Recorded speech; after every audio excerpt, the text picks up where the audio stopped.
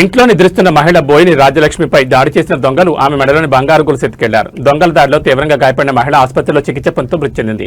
సిద్దిపేట జిల్లా అక్కన్నపేట మండలం మంచినీళ్లబండ గ్రామంలో గురువారం రాత్రి ఘటన జరిగింది. పోలీసులు గ్రామస్తులు తెలిపిన వివరాల ప్రకారం మంచినీళ్లబండ గ్రామానికి చెందిన బోయిని కనకయ్యకు ఇద్దరు భార్యలు.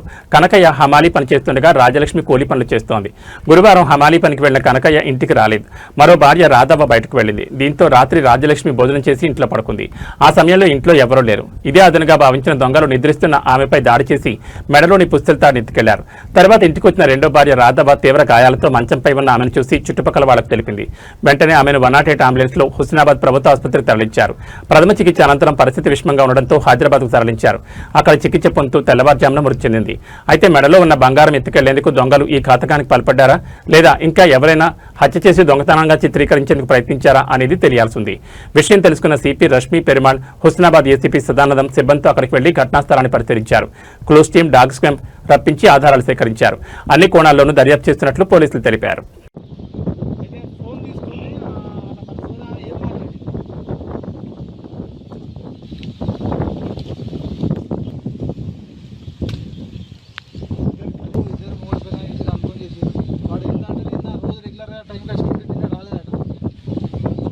ఇంటికి నేను ఇంటికాడ లేను, నేను రాలేదు.